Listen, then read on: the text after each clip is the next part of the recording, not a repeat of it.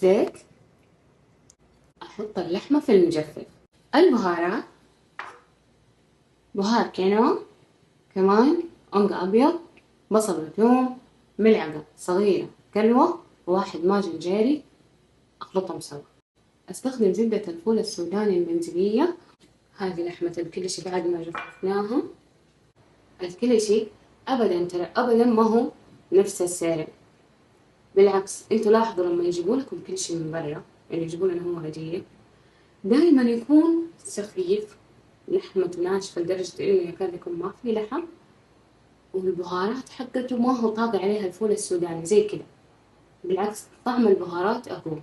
اللي هنا ينعمل عندنا في المملكة هو اللي تلاقوا فيه عيش، لكن الصح ينعمل كده على الفرن.